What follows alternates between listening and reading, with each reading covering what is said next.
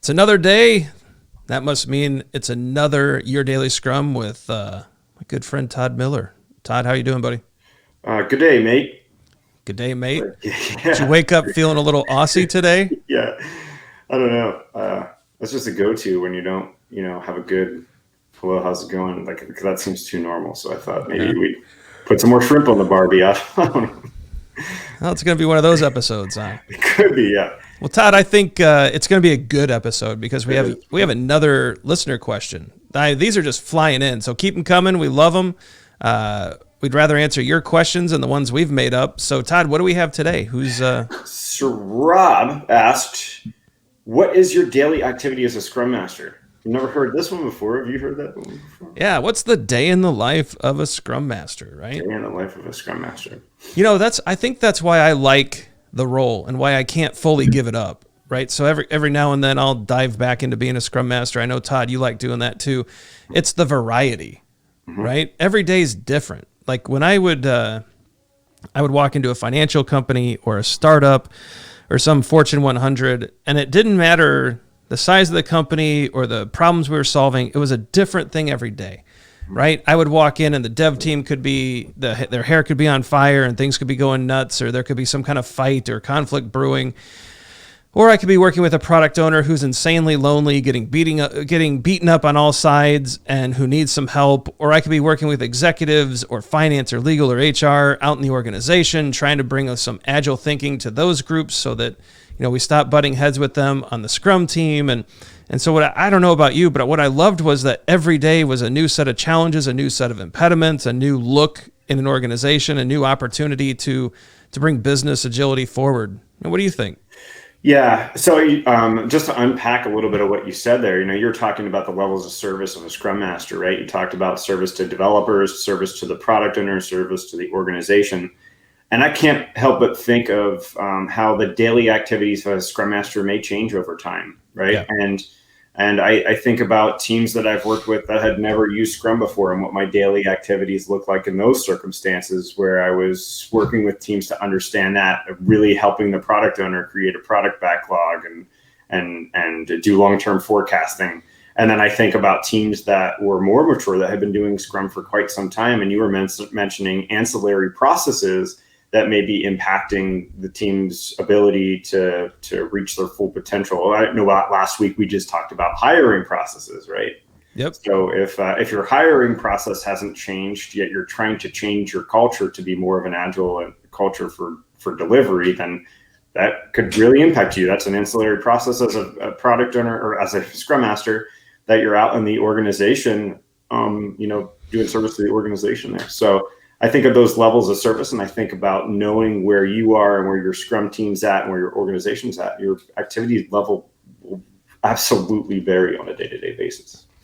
And it's interesting. We probably have some Scrum Masters out there right now who listen to all that going, but you guys really haven't answered the question. Or how do I actually make that applicable? And so I'm going to give a guiding principle here that I used that I think will help, because we mentioned there's so many opportunities to work in the organizations. There's so many broken things. There's so many great things. There's so many opportunities. And so I usually framed it like this: how can I best help the Scrum team deliver? Right? So what can I do today that would make delivery simpler? And so what that means is I have to spend a lot of time talking to the Scrum team about what makes delivery difficult today. Maybe the product owner is having difficulty getting a well-refined product backlog, and so maybe that's going to consume some time today. Or maybe the dev team has a build server that dies, 5 times a day and costs us 2 to 3 hours of productivity. So now I got to partner up with a manager or a leader and go find some budget that's going to help resolve that situation. But I find this focusing lens of delivery, right? And how can I best help the Scrum team deliver today? Is a good guiding question if you're confused about what you could or should be working on in the moment. What do you think of that, Todd? So that's making me think of maybe something else we could add into this as advice is where might we be struggling with empirical process control as it stands today? Are we properly inspecting in every single Scrum event? Are we adapting? Are we failing to adapt anywhere? And is the work transparent, well understood, right? So I think that I always like to view things through the eyes of empirical process control and say, where do we have an opportunity to amplify one of the pillars of empiricism right now, right today? And then maybe even you could do this sprint, and then you can think towards like longer term, like towards this product goal that we're chasing right now. Right? Yeah, I really like your follow-up question to empiricism is, are we failing to adapt? I think you just wrote a really awesome blog post that's available at agileforhumans.com about, companies failing to adapt. This has been a hot topic ever since we wrote our book. So fixing your Scrum actually led to us thinking about, there's product placement for you, right? Actually led to us realizing that, we used to think that transparency was the big problem, but I don't think it is. I think people know where the problems are. They're failing to change. Yeah. And it was actually scary writing that blog, right?